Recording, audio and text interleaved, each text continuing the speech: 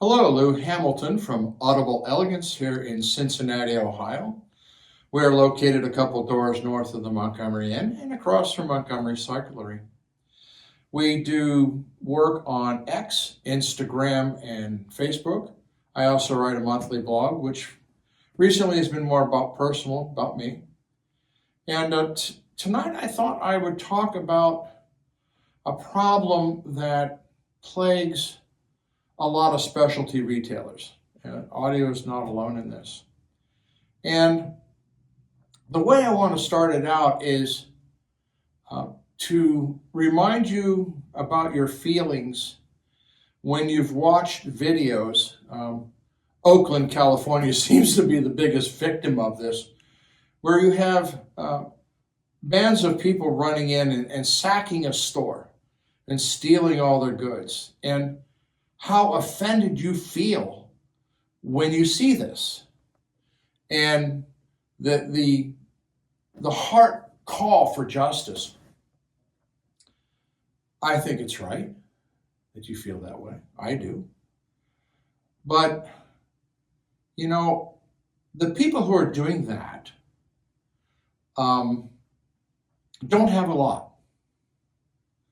And that's the way that they can steal. But there's another way of stealing, and it is equally as painful to any merchant and equally as costly, and it's called stealing services. And what I'm talking about is taking the time to go into a specialist retailer, asking them a lot of questions, wanting them to do demonstrations for you. In some cases, they may be asked to come to your home to provide ideas of what should be done. It may go so far as to provide a complete written quote of what you would suggest.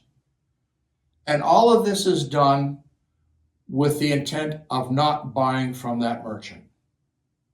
The intent is to gain as much knowledge as you want and need to buy someplace else, online, best price, whatever. And that is called the theft of service.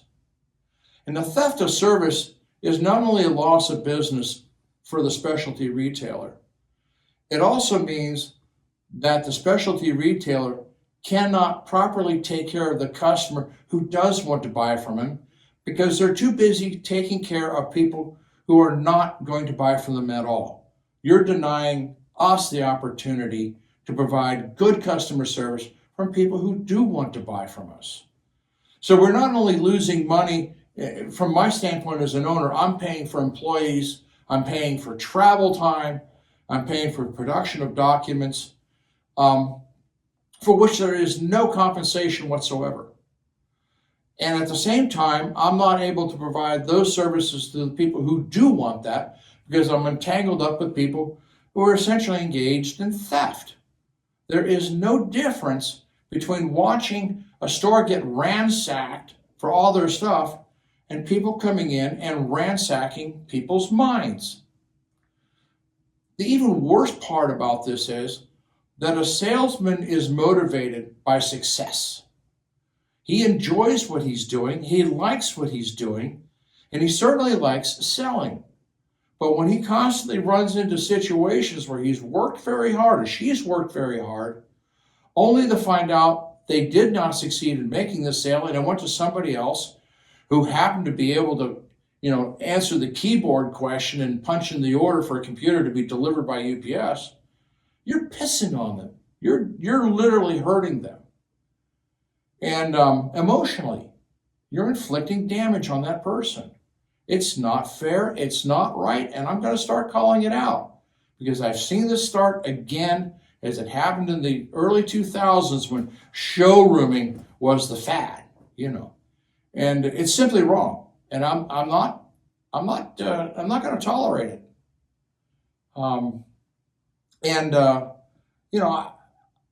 If you want to use the internet for making your purchases, then use the internet for the knowledge you think you're going to get. And I wish you the best of luck, because using the internet for what you think you need is like going to Dr. Google and looking up what you think is ailing you and then mail ordering the cheapest drugs you can find out of Mexico. I sure hope that works for you and that you don't bother a regular doctor, which, by the way, you can't see him unless you're paying for that appointment. It's the same thing. It's no different. You may not physically suffer for it, but you are making other people suffer for it, and it's not fair. So please, if your intention is not to buy from a specialist retailer, I don't care whether it's audio, video, computer stores, don't bother them. Go out on the web, best of luck, read, CNET reviews, and maybe they get it right. I have no idea, or Consumer Reports. I don't care, because probably they don't. And there you are. You get what you deserve. But don't mistreat people who are trying to make a decent living and pay for their lives with that sort of behavior. It drives me completely nuts that if you ask somebody, does somebody deserve to earn a decent wage? You'll say, oh, yeah, they do. And they're right to have to, get these sort of wages. Fine. But they can't get that if you're using them like a piece of toilet paper and throwing them away. They can't make that living that you think they deserve. And it's only because you're not willing to pay for it. And that's simply wrong. And I'm just going to end it right there.